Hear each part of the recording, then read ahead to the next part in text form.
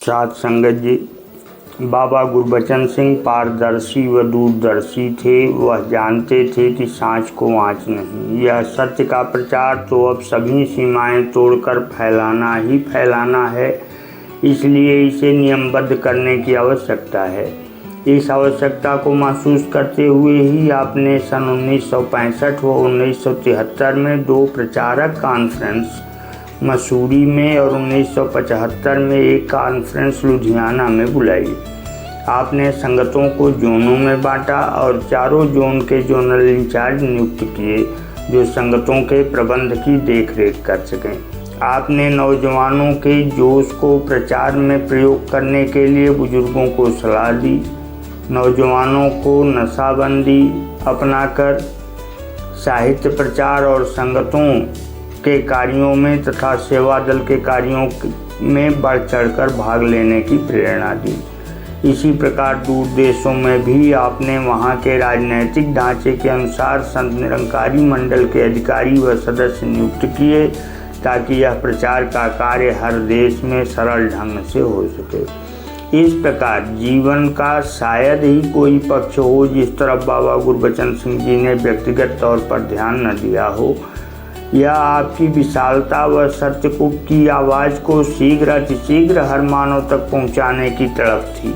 कौन जानता था कि 14 अप्रैल 1980 को चंडीगढ़ में हो रहे बैसाखी समागम पर यह मर्यादा पुरुषोत्तम शब्दों के माध्यम के साथ संगत से मानवता हेतु बलिदान की आज्ञा ले रहा है। आपने हजारों की संख्या में एकत्रित संत समाज के समक्ष यह वचन कहा, साथ संगत, संसार का भला तो इस संसार में रहकर ही किया जा सकता है। संसार से भागकर कहीं और जाने वाला कभी किसी का कल्याण नहीं कर सकता। जो धन दौलत मानवता के उद्धार के काम में आए और बिना घमंड के इस्तेमाल का साधन बने वह बुरा नहीं। परोपकार के कर्मों में प्रयोग की जाने वाली माया भक्ति में बाधक नहीं साधक सिद्ध होती है, परंतु शर्त यह है कि यह किसी छल कपट धोखा फरेब अथवा किसी का हक मार कर न कमाई गई हो। माया का दुरुपयोग ही माया की अधीनता है। इसका सदुपयोग कर्तव्य पालन का एक साधन है। यदि मन में किसी सांसारिक पदार्थ अथवा शक्ति की कामना प्रचंड है तो चाहे कोई गृहस्थ छोड़कर जंगल में भी चला जाए वह योगी नहीं भोगी ही रह पाएगा। यदि सांसारिक पदार्थों और शक्तियों का उपयोग समाज की व्यवस्था के अनुसार किया जा रहा है, मन में पदार्थों के लिए मोह नहीं है तो वह गृहस्थी भी योगी है। साथ संगत, मध्यम मार्ग वह रास्ता है जिस पर चलकर हम पदार्थों का भी सही उपयोग कर सकते हैं और साथ ही साथ परमात्मा के साथ भी नाता जोड़ सकते हैं। यह तभी हो सकता है जब हम पहले परमात्मा को जाने माने और जानकर स्वयं को समर्पित कर दें। जो इस सद्गुरु का हो जाता है उसको सदा शक्ति मिलती रहती है और उसकी राह के कांटे भी हट जाते हैं। संतों महापुरुषों के आशीर्वाद से दुख कट जाते हैं और जो थोड़े बहुत सामने आते हैं वो भी महसूस नहीं होते। भक्त जो कुछ भी अपने निरंकार सद्गुरु के साथ जुड़कर बोलता है वह आवाज़ दिव्य वाणी बन जाती है। वह वाणी उनके जीवन काल में भी और उनकी शारीरिक यात्रा के बाद भी प्रेरणादायक रहती है।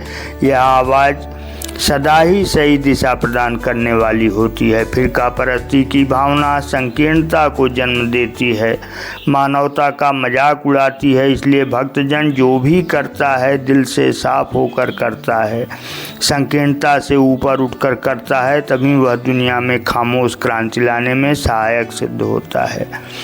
गुरु सिख कभी दिखावा या आडंबर नहीं करता। दिखावे के कारण पिलाया गया अमृत भी साधारण जल के समान है, जबकि श्रद्धा और प्रेम पूर्वक पिलाया गया साधारण जल का एक गिलास भी अमृत के समान होता है।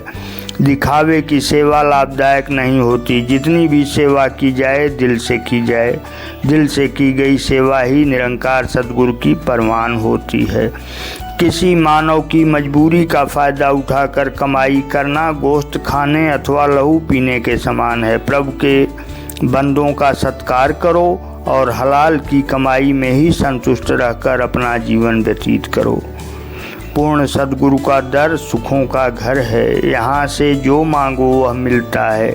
कभी यह मत मांगो कि हमें केवल गुरुचरणों का सहारा ही चाहिए और सांसारिक पदार्थों की कोई आवश्यकता नहीं। आपने गृहस्थ में रहने का प्रण किया है। एक गृहस्थी को तन मन धन के सुख साधन चाहिए ही चाहिए। इसके साथ ही साथ संगत की सेवा और गुरु के दर्शनार्थ जाने के साधन प्रयोग किए जा सकते हैं। लेकिन हाँ, यदि चुनाव करना पड़े कि माया ले लो या निरंकार, तो ऐसे समय में महापुरुष माया को ठुकरा देते हैं। उस समय सद्गुरु के चरण ही वांछित होते हैं। उस समय सद्गुरु के चरण ही वांछित होते हैं। इस प्रकार तीव्र गति वाली इस महान विभूति ने बातों बातों में ही साध संगत को आने वाले कल के लिए तैयार किया।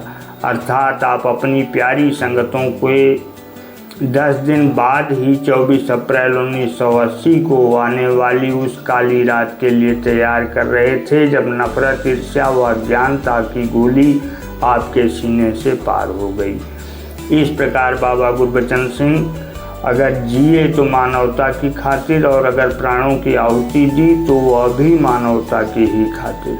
यह सत्य का सूर्य तो आज भी बाबा गुरुदेव सिंह जी के रूप में चमक रहा है और आज भी मानवता तक पहुंच रही है वह ज्ञान की किरणें, जिनकी रोशनी में हर मानव अपनी सकारात्मक राह चुन रहा है। इस प्रकार इस अद्भुत शिक्षक ने अपने अद्भुत व्यक्तित्व का कमाल दिखाकर मानव को मानव के साथ जोड़कर प्रेम व मिठास की सदैव बहने वाली धारा बहाकर हर दिल में अपना निवास करके जीवन को एक व्यावहारिक दिशा प्रदान की, जिसके लिए मानवता सदा आपकी ऋणी रहेगी। साध संगत जी, धन निरंकार।